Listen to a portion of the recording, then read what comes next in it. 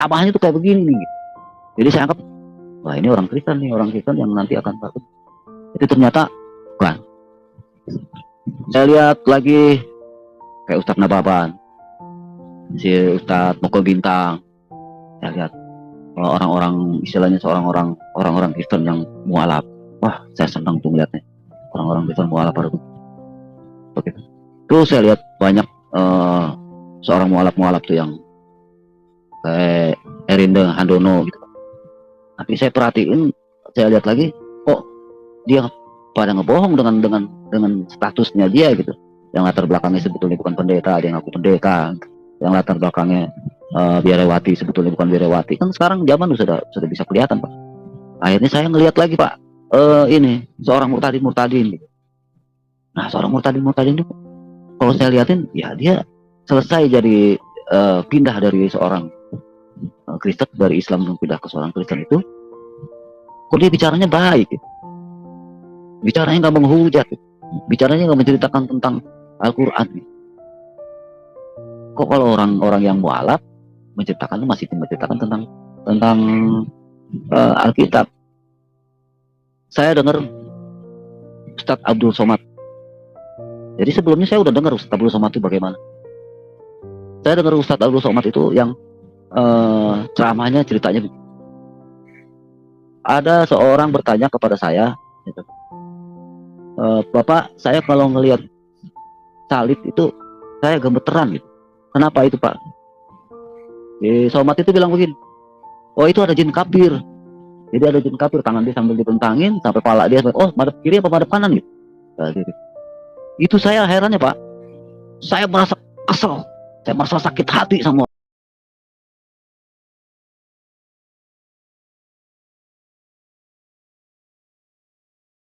Saya Supriyanto, saya dari orang tua saya dua-duanya dari Sumatera Barat. Akhirnya saya masuk di yayasan pesantren itu. Ya pikiran saya, mudah-mudahan saya di pesantren ini saya bisa benar. Beranjak dewasa, saya waktu di SMP sampai SMA itu saya seneng sama ikut-ikut pengajian itu. Saya senang ikut-ikut pengajian, saya berangkat ke pengajian ini, saya berangkat ke pengajian ini, senang. Sampai di SMA kelas 1 itu saya sebagai ketua pemuda Muhammadiyah. Saya latar belakang dari Muhammadiyah. Orang tua saya Muhammadiyah juga latar belakangnya. Jadi saya senang ikut-ikut pengajian itu. Berjalan sampai SMA kelar, saya lihat, teman saya bilang gitu, Cibutet namanya. Mau kemana, Tet? Bilang gitu. Gue mau ke gereja, dia bilang. Gereja, ya udah gue anterin.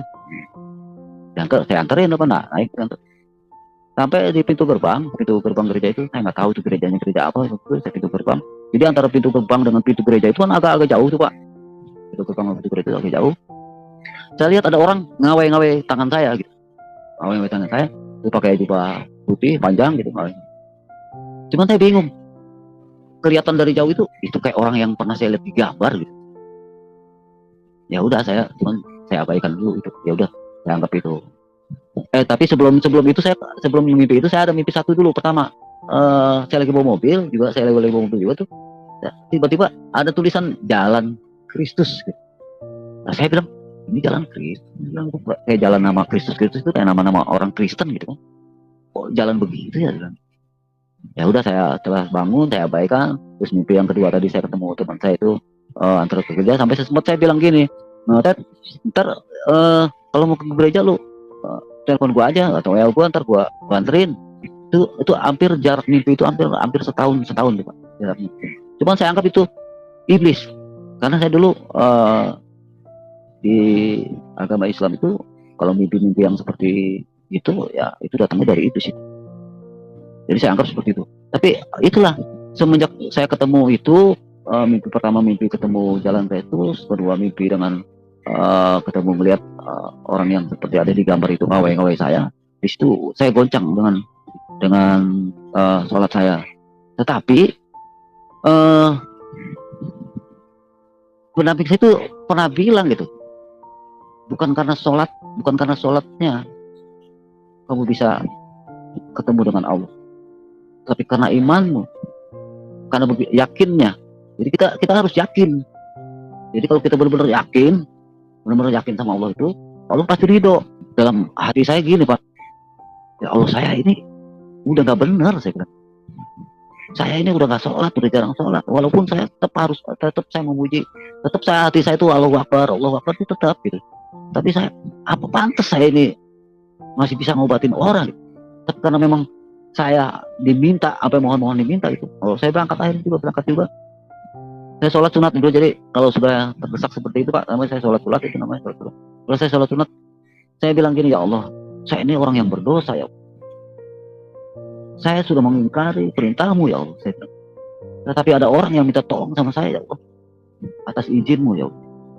Dengan air ini, sembuhkanlah orang itu. Masih disembuhin juga Pak. Heran juga. Orang itu akhirnya sampai sungkem-sungkem. Itu orang itu Pak, sekeluarga itu, orang itu sombong. Jadi dia orang paling kaya lah di lingkungannya. Oh, kalau bawa kendaraan juga sombong. Tapi setelah saya obatin, memang dia ada kerasukan. Karena memang dia sebetulnya mau jadi paranormal. Dia jadi sering menantang jin-jin yang ada di pohonan ke rumah dia itu, ada pohonan gede itu. Karena dia mau jadi paranormal, akhirnya dia nggak kuat ya dia seperti itu. Nah, sembuhlah dia, saya syariatin, kalau dulu bilang syariatin, sopan. Jadi ketemu saya tuh berubah, nggak sombong lagi. Jadi ketemu saya, di situ saya, walaupun saya udah nggak sholat, tapi Allah tetap mengabulkan apapun permintaan saya.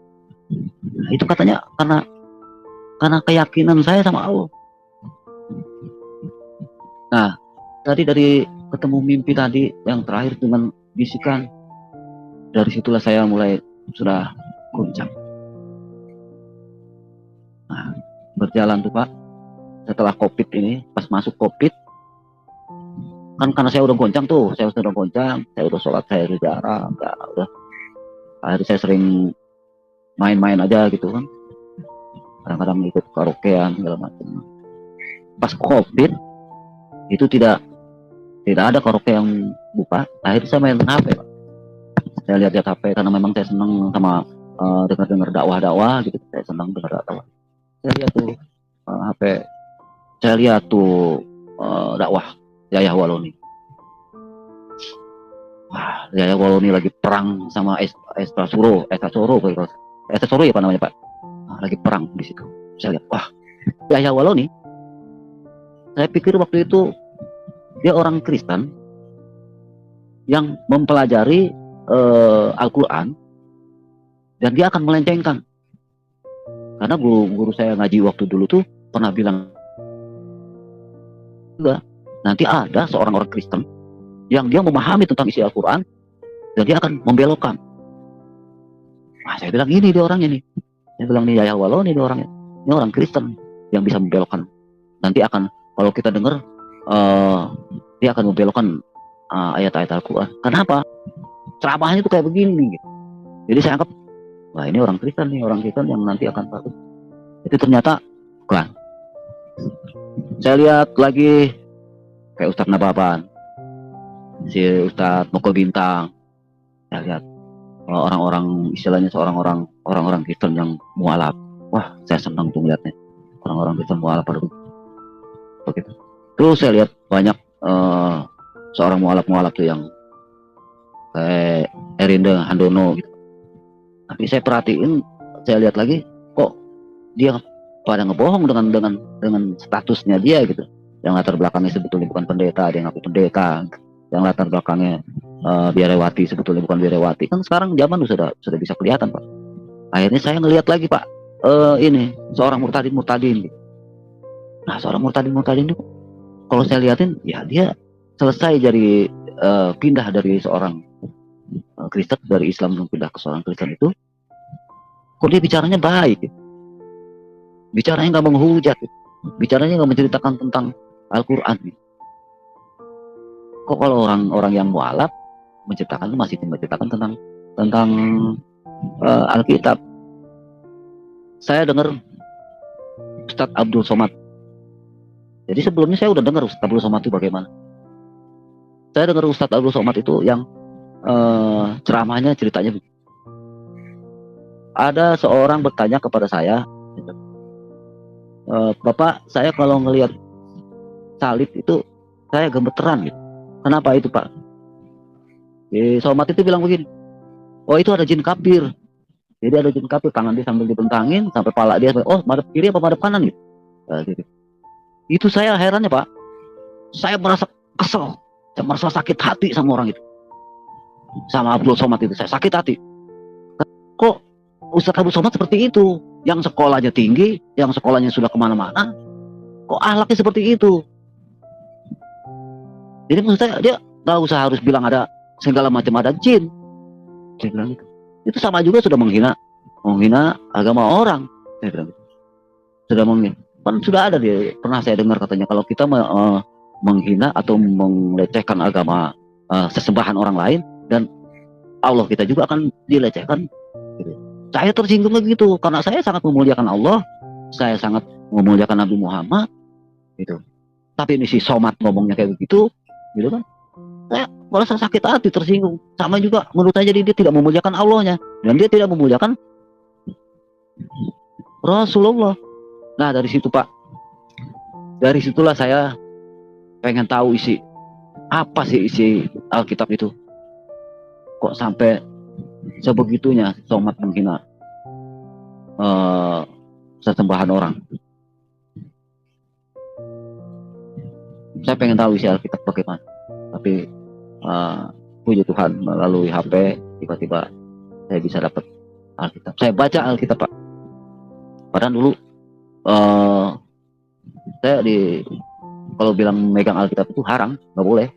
Jadi nggak boleh megang Alkitab. Haram. Saya baca Alkitab Pak. Waduh, kok enak banget baca Alkitab ini. Saya baca terus.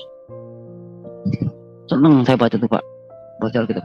Wah, gimana ini ya? Saya mau belajar Alkitab ini juga. Ingat saya sama teman saya tuh, yang namanya si Butet itu. Sekarang begini aja, kata lu berdoa sama Allah lu berdoa yang sungguh-sungguh, lu berdoa sama Allah lu minta jalan yang terbaik, jalan yang benar tuh yang mana, lu minta, lu mohon aja sama Allah lu. Heran saya Pak, kok dia ngomong begitu, saya bilang gitu. Kan kalau saya tanya mimpi saya dengan ustadz yang saya tahu itu kan pasti jawabannya, itu dari iblis. Makanya saya nggak mau tanya mimpi-mimpi saya itu, saya nggak mau tanya sama ustadz karena saya tahu. Orang saya baca hati ustadz aja saya bisa tahu. Dulu saya tanya sama dia, sama ustadz itu, saya bilang gitu. Dia malah bilang begitu. Lah kok lain, saya bilang gitu. Katanya orang Kristen itu malah ngajak-ngajak orang Kristen, orang masuk Kristen nanti dikasih Indomie, dikasih duit segala macam. Nah ini kok saya enggak, kok saya malah dibilang begitu. Kan jadi penasaran sama saya Pak. Lah kok dia malah bilang begitu, saya bilang. Nah, kebingungan saya, bagaimana ini saya bisa memahami tentang Alkitab itu. Nah, itu akhirnya saya lihat Yusuf, channel Pak Yusuf, saya lihat, saya ibadahnya itu saya tonton dengan ibadah lain, saya lihat lagi di Alkitab itu. Nah, setelah itu, wah, saya mau menyatakan kalau saya mau masuk Kristen.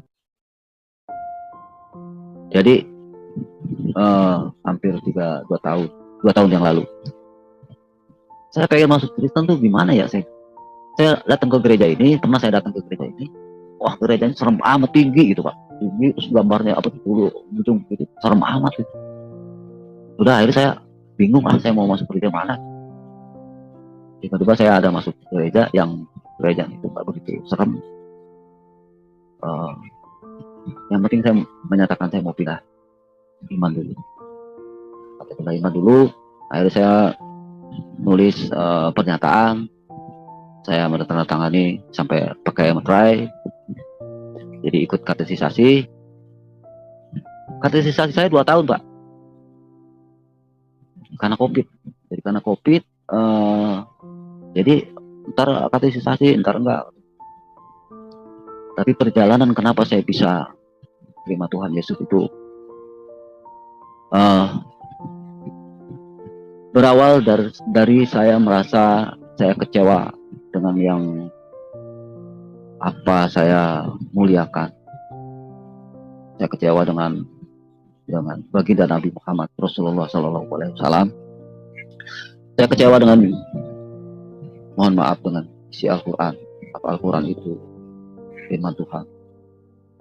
Jadi setelah saya baca Alkitab, Pak, saya baca Alkitab cuma sekali, perjalanan setahun selesai, saya baca khatam.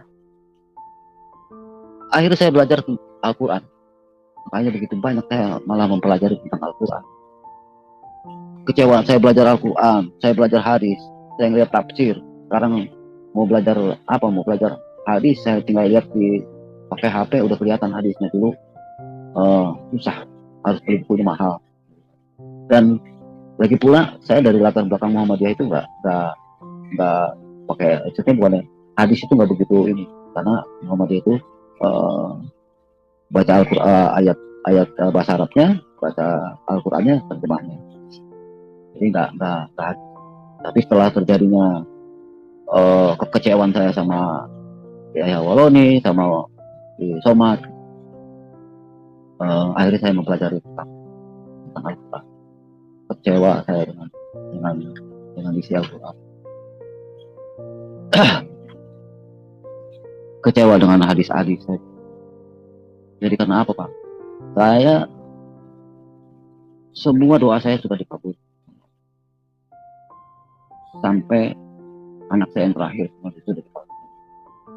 Jadi yang saya perlukan tuh apa lagi? Di usia tua saya ini yang saya perlukan apa lagi? Saya cuman bagaimana saya bisa mendapatkan surga. Berawal dari mendapatkan, saya mencari ini. Ternyata, Pak, mungkin nggak tahu karena kebodohan saya gitu. Saya nggak tahu kalau di surga orang Islam itu mendapatkan 72 bidadari. Saya ngelihat ceramahnya dari Pak Ustadz Zulkifli dan Ustadz Firanda waktu itu. Ada satu lagi Ustadz yang matanya sipit, yang dia bilang katanya,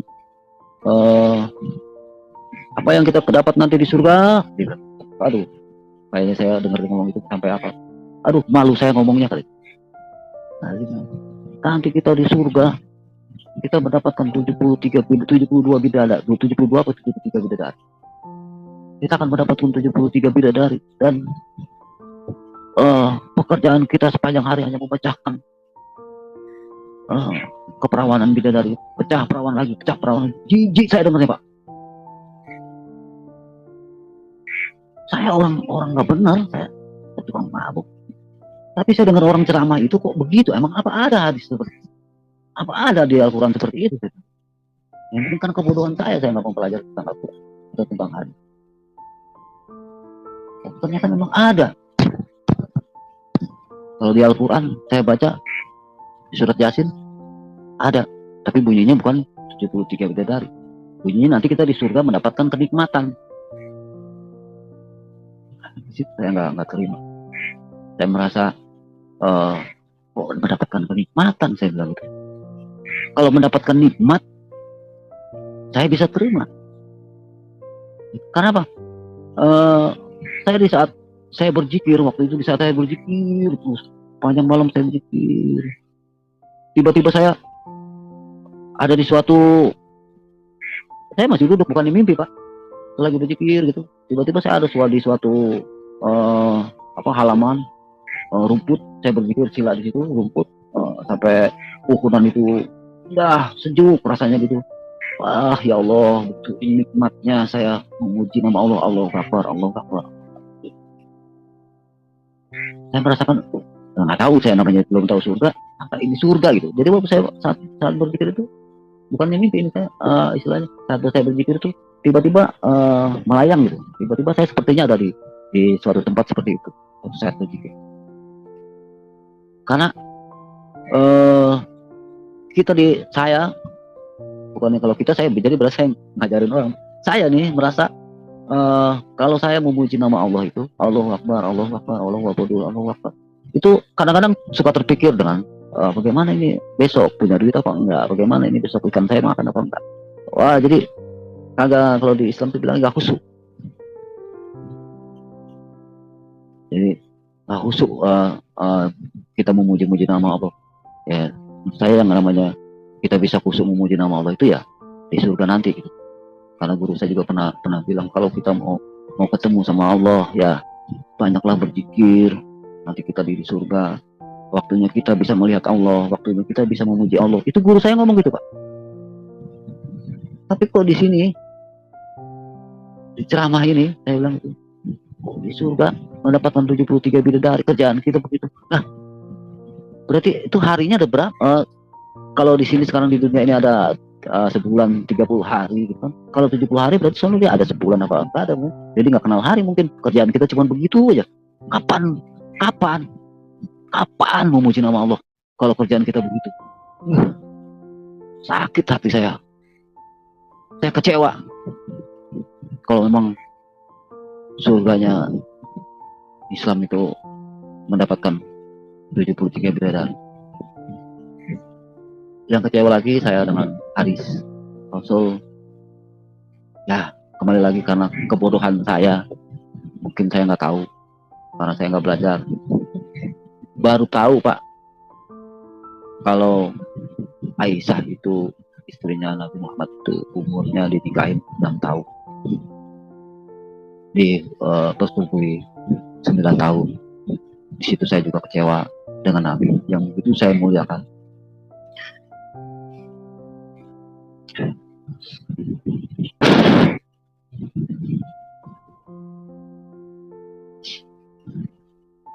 Jadi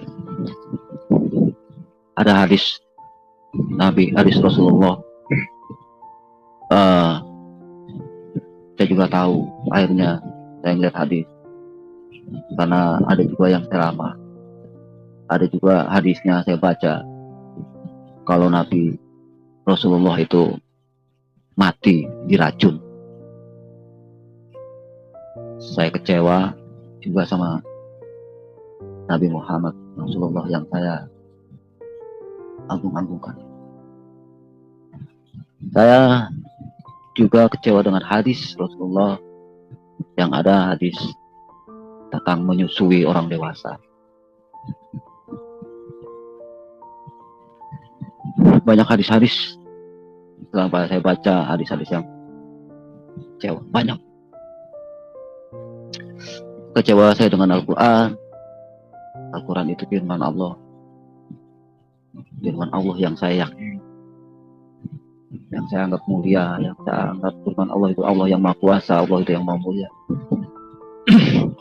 Taunya saya firman Allah itu kekal. Allah itu kekal. Jadi ada firman yang menyatakan inna lillahi Islam.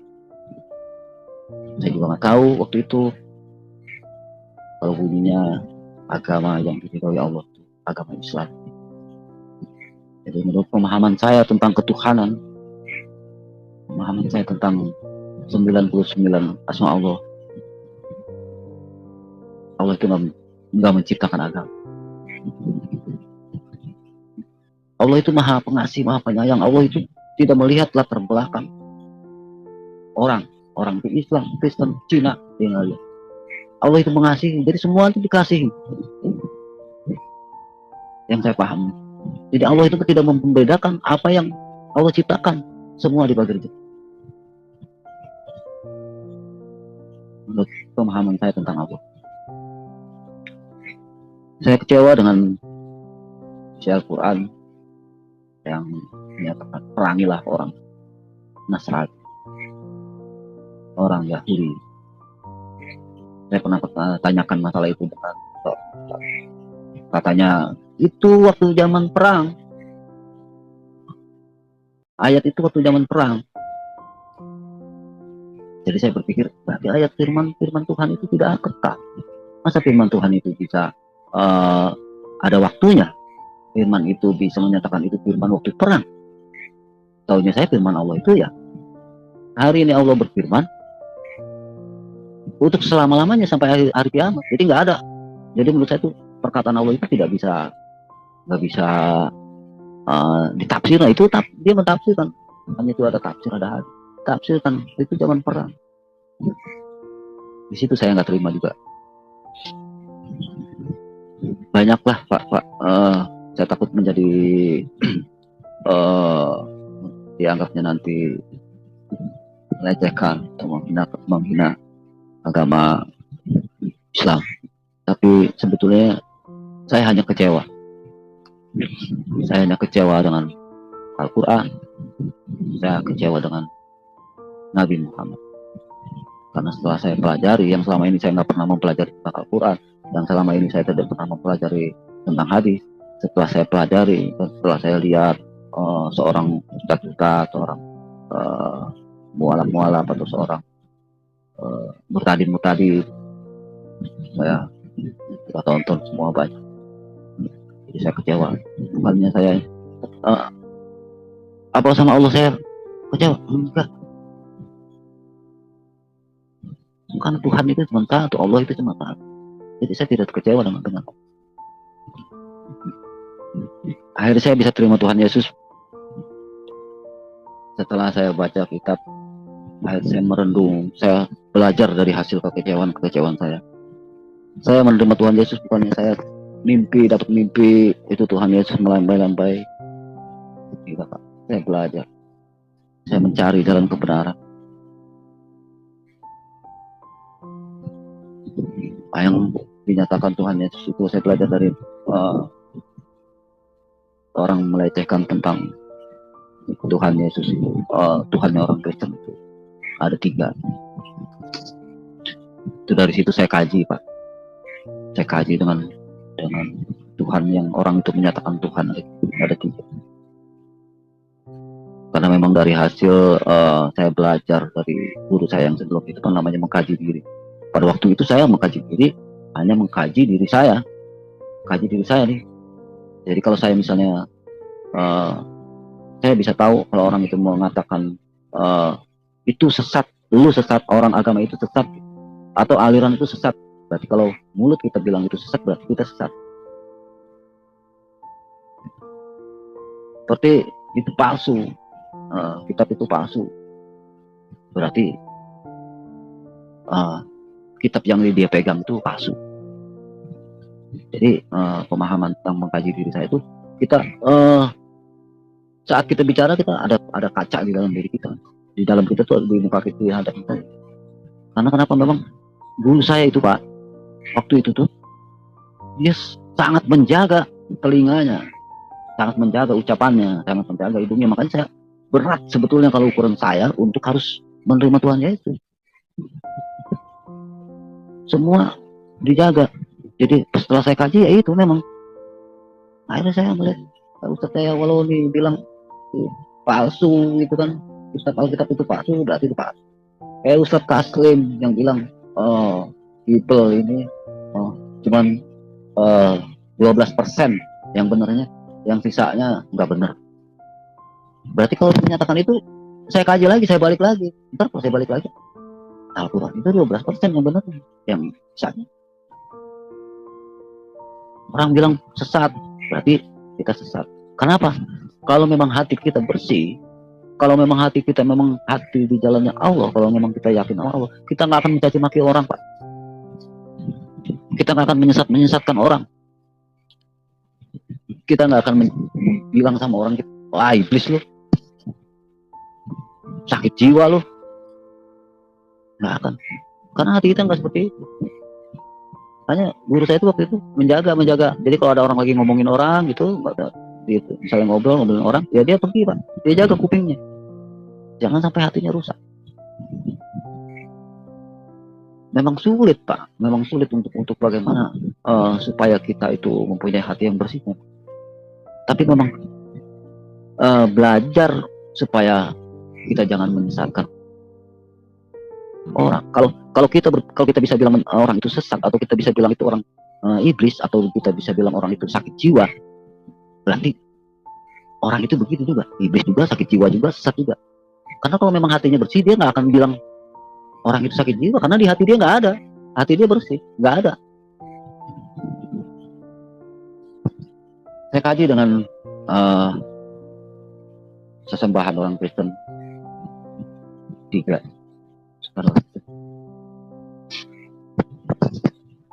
Akhirnya Saya bisa terimanya begitu, Pak.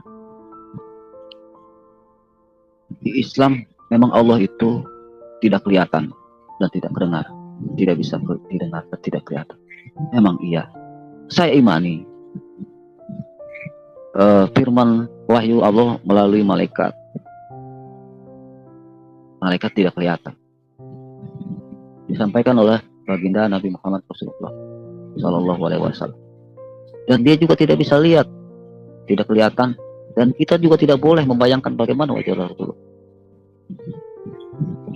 Tidak boleh. Tanpa disadari sebetulnya dia juga tiga, Pak. Di situ ada Allah, di situ ada malaikat, di situ ada baginda Nabi. Karena terjadinya bisa terbentuk terbentuk Al-Quran ini karena Allah memajukan sama malaikat, disampaikan sama baginda Nabi Muhammad Rasulullah Sallallahu Alaihi Wasallam, terjadilah Al-Quran ini.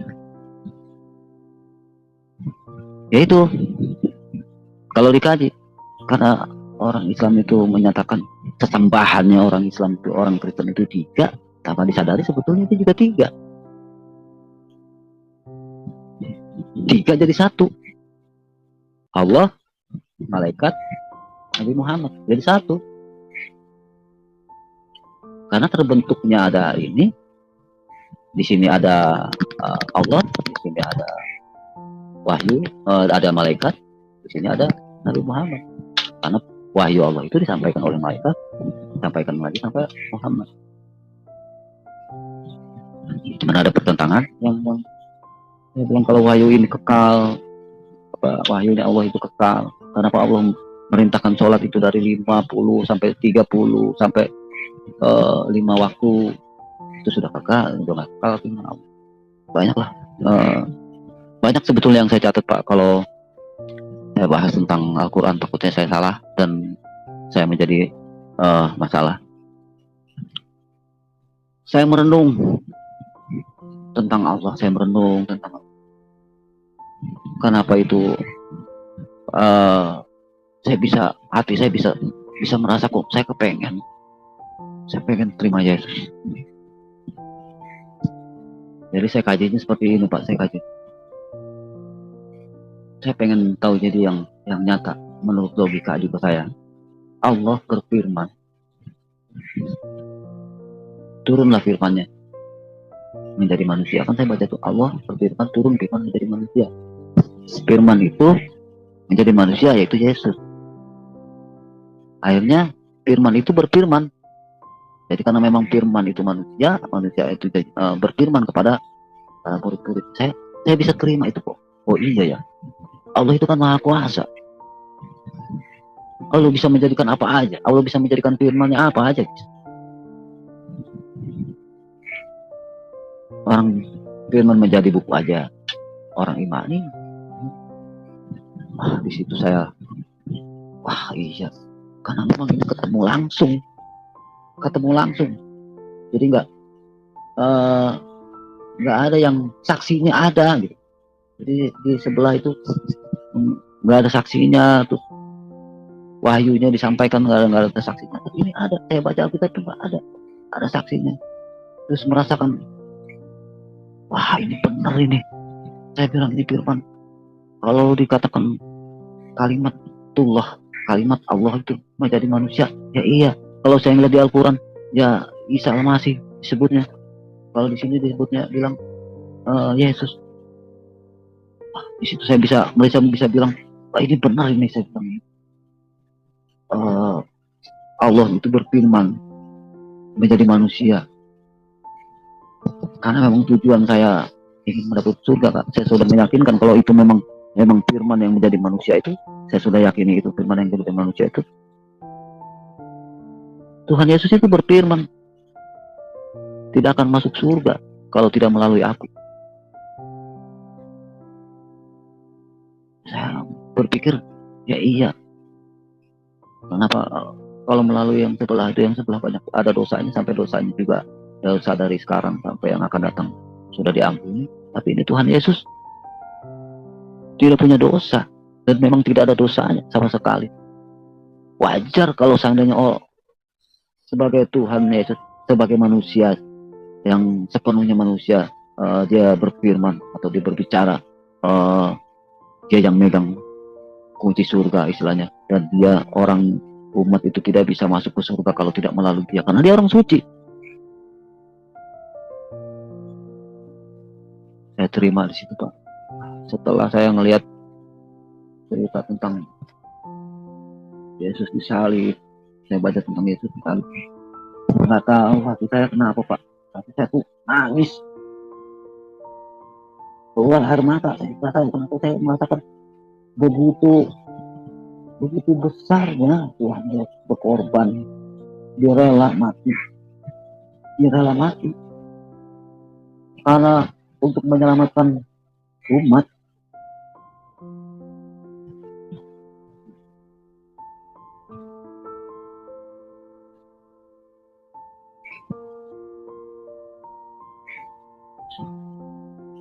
Jadi yang kemarin saya bilang itu orang menyembah manusia, ternyata itu bukan manusia, kemarangan manusia.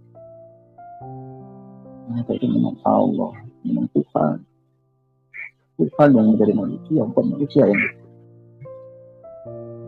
Allah menunjukkan cara bagaimana berkurban. Allah sendiri yang menunjukkan. Yang telah mengorbankan anaknya. Dan saya meyakini anaknya. Karena Yesus itu bukan lahir dari benih manusia. Itu dari rohnya Allah. Karena saya yakin, kalau saya baca seperti itu, saya yakin itu Tuhan Yesus itu Tuhan Yesus itu untuk apa? Tuhan Yesus juga Allah itu. Karena firman itulah firman Allah. Firman yang menjadi.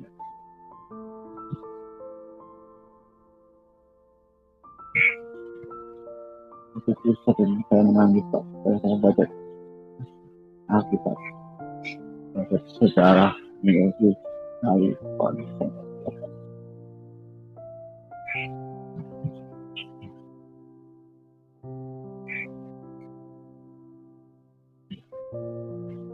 Itulah saya akhirnya saya terima Tuhan Yesus. Saya nggak aturan rencananya saya mau bersepakat banyak tentang itu dari Tuhan yang sangat hati saya tadi. Saya takut saya terlepas yang hanya membuat saya dianggapnya melecehkan agama Islam. Saya sudah menjadi seorang Kristen, seorang pengikut Kristus, pengikut Yesus. Walaupun saya awalnya saya nggak yakin kalau Allah itu bikin agama, karena di Al-Quran itu ada tulisan Islam. Inna dinna indallahi Islam. Agama yang diridhoi adalah agama Islam. Kok Allah begitu membedakan kasihnya kepada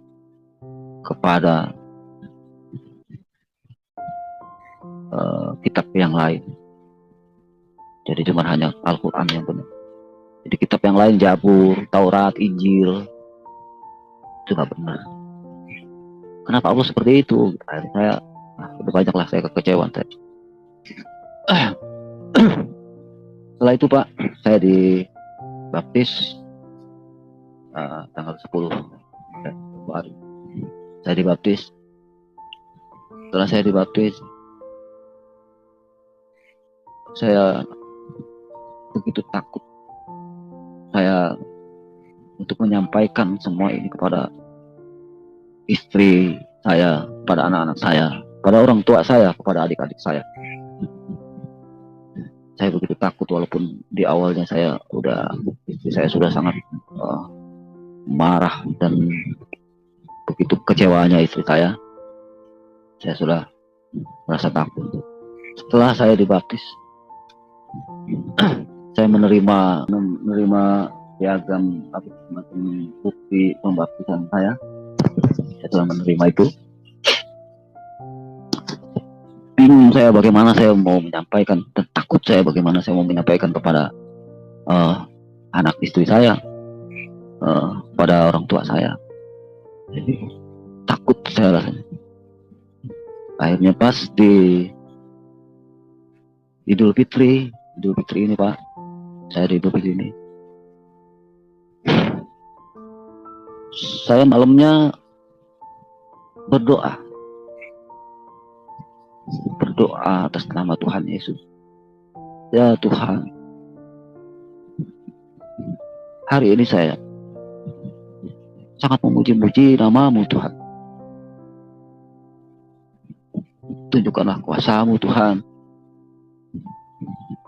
supaya rasa ketakutan saya ini hilang. Saya ingin menyampaikan kalau saya ini sudah dibaptis Tuhan, kepada orang tua saya, kepada adik-adik saya, pada istri saya, dan kepada anak saya. Saya takut Tuhan. Saya takut dia akan mencaci maki saya. Saya takut dia tidak akan sayang sama saya. Saya takut dia tidak akan menerima saya sebagai kakaknya. Saya takut orang tua saya tidak menerima saya sebagai anak. Saya takut sebagai anak saya tidak menerima sebagai bapaknya. Ya Tuhan, tunjukkanlah kuasa-Mu Tuhan. Aku percaya Engkau Maha Kuasa. Aku percaya Engkau Tuhan. Tunjukkanlah Tuhan. Saya berdoa atas nama Tuhan Yesus Kristus. Haleluya. Amin. Puji Tuhan Pak. Saya begitu bangga, begitu sedih, begitu hikmat saya menerima kuasa Tuhan. Di hari Idul Fitri, saya bilang mengaku kepada orang tua saya, pada adik-adik saya, kalau saya sudah dibaptis.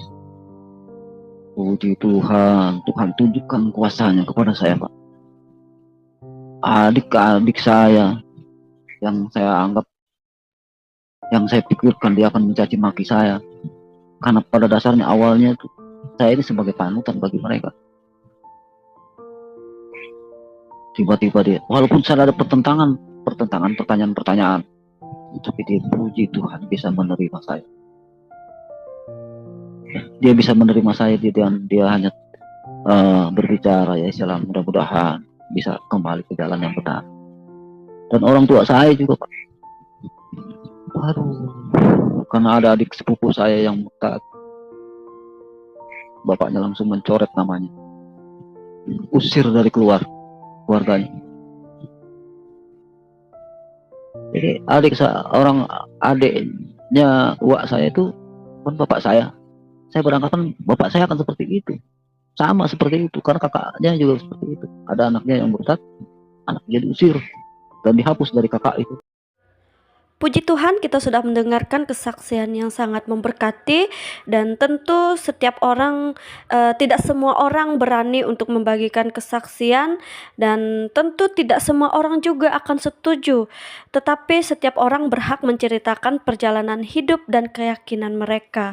Saudaraku yang diberkati Tuhan, mari kita tidak hanya bereaksi dengan emosi atau prasangka terhadap kesaksian-kesaksian yang dibagikan oleh setiap orang, tetapi mari kita dengarkan, kita renungkan, lalu cari sendiri kebenarannya. Bacalah firman Tuhan dengan hati yang terbuka, dan biarkan Tuhan yang memimpin setiap langkah pencarian kita. Jika yang kita cari benar-benar adalah kebenaran, maka kita tidak perlu takut untuk mengujinya. Semoga kesaksian ini menjadi pelajaran bagi kita semua untuk semakin rendah hati dalam mencari Tuhan, semakin bijaksana dalam menilai segala sesuatu, dan semakin menghargai sesama meskipun memiliki latar belakang yang berbeda. Kiranya Tuhan memberkati setiap orang yang dengan tulus mencari kebenaran, karena pada akhirnya bukan pendapat manusia yang menyelamatkan, melainkan kebenaran yang membawa kita kepada Tuhan Yesus Kristus.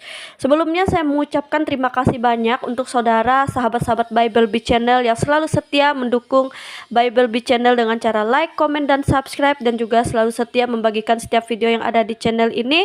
Dan dukung terus Bible Beat Channel agar melalui Bible Beat Channel banyak orang yang diberkati dan semakin banyak jiwa yang dimenangkan. Tuhan Yesus memberkati kita semua. Sampai berjumpa di video berikutnya. Shalom.